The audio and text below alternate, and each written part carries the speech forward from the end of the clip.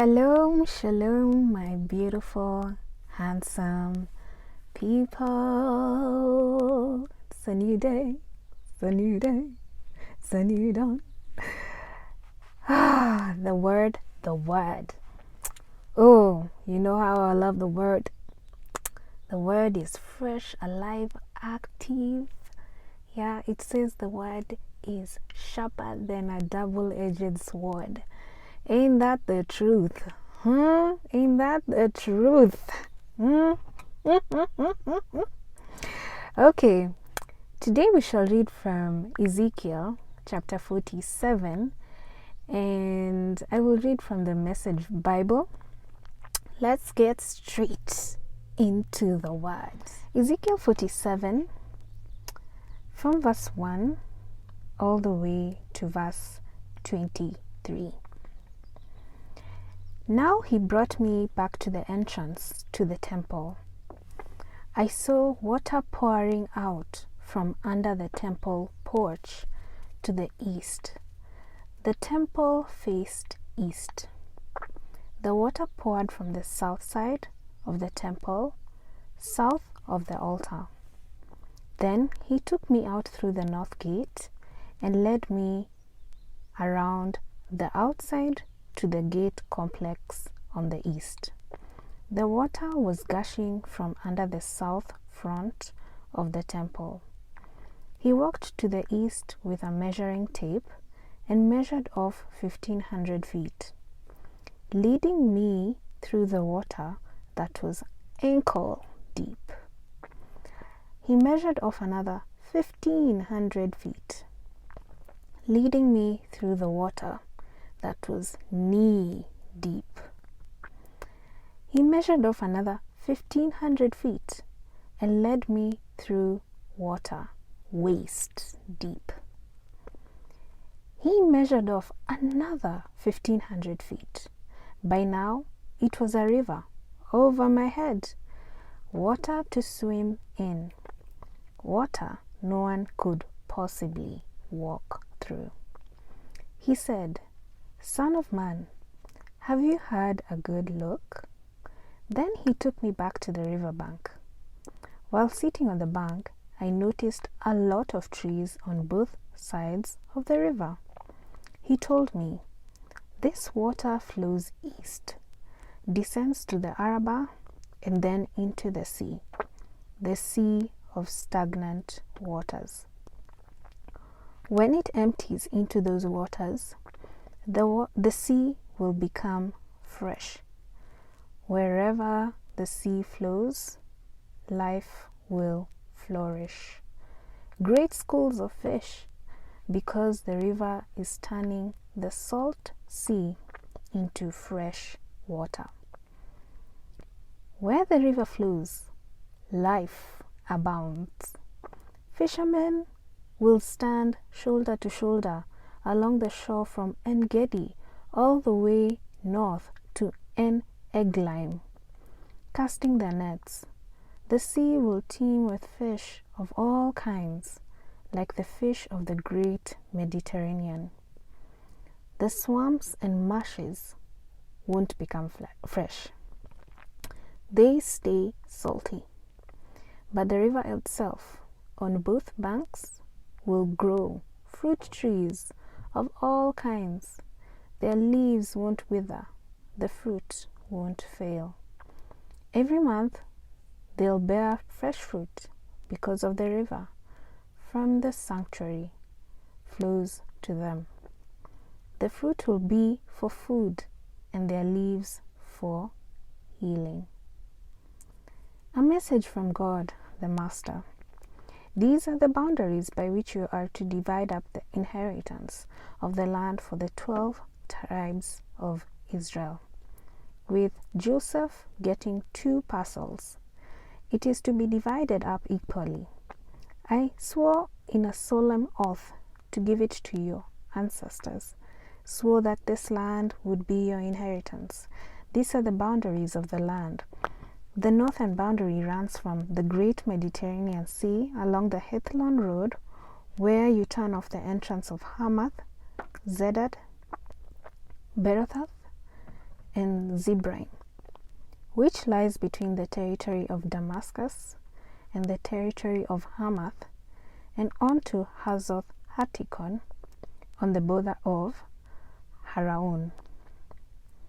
The boundary runs from the sea to Hazor Enon, with the territories of Damascus and Hamath to the north.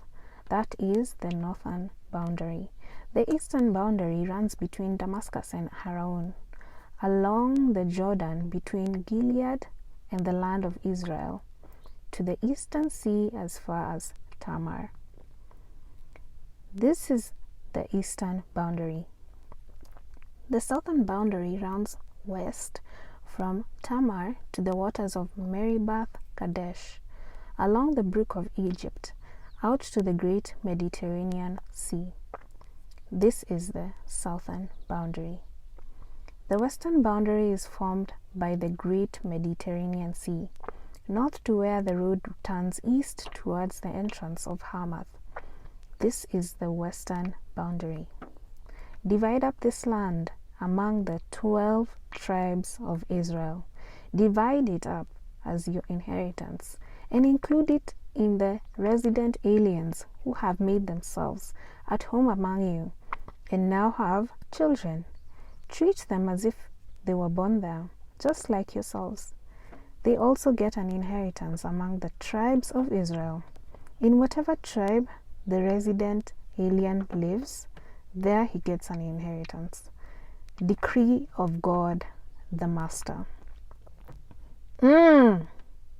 That is the word. That is the word. The river from the sanctuary. The river from the sanctuary. I love the first part of Ezekiel 47. And I love that it speaks of how you should stay connected. Stay connected with the sanctuary. Stay connected with God's people. Stay connected with your church. Whatever makes you alive and well spiritually and in the Word and with God, stay connected with it, because God has said this is where the river flows to the trees that produces all kinds of fruits. It has great schools of fish. It is just a flourishing place to be. It also mentions swamps and marshes. These are stagnant waters, and it specifically says that the swamps and marshes won't become fresh. They stay salty. There was another part that mentioned where the river from the sanctuary flows, and it flows to the sea of the stagnant waters. When it empties into those waters, the sea will become fresh. Wherever that river, the river from the sanctuary flows, it meets with any kind of stagnant water, it becomes fresh. But what it does not meet, the swamps, the marshes, it does not change. They stay salty, they stay stagnant, and they are called swamps and marshes. They're not seas, they're not rivers. So when I read this, I was so inspired, because I too really love staying connected to the Bible. I feel like every time I read it, I read something new. So for me, this was very, very, very new. And when you stay in the river of the sanctuary, God promises flourish. Yeah, he promises prosperity, flourishment. When we look at Joshua chapter 1, where Joshua was given a task of leading the Israelites out of Egypt. Now the baton was passed to him, and he was told in Joshua chapter 1 verse 7, be strong and very courageous, be careful to obey the instructions Moses gave you, do not deviate from them, turning either to the left or to the right, then you will be successful in everything that you do. I'm telling you, when you read the end of Joshua, he truly was successful. He delivered the promise. He was successful. No one was able to stand against him. The sun and the moon stood at a standstill. The rivers of the Jordan parted again. Yeah. And I love God's promises because I know they are consistent with their promises. If there's anything that is consistently accurate, it is definitely the word. I remember when I was back in college, and it was really hard for me to go back to church, and I realized that being disconnected like that made me slowly walk away from the views and values that God had set aside for God's people. And it's so important. I've learned now, it's so important to stay connected. Stay in that river. Don't cling on it. Don't move away. You see, even the resident aliens, they're even given an inheritance as long as they stay connected with God, with God's people. As long as they serve God, they live with God. You remember Ruth? Your God will be my God. Your people will be my people. And that was a solemn promise, a covenant that she took to heart. And with that, I encourage you, stay connected. Stay connected. It might be hard. All things can. You know, when God is doing something, it will always be a challenge. But when you start getting used to it and staying with it, you know, it gets easier. It gets easier. And I encourage you today, stay connected. Stay connected. Stay connected. Stay connected from the river that flows from the sanctuary. Have a lovely day. I love you guys. Shalom until next time. Bye.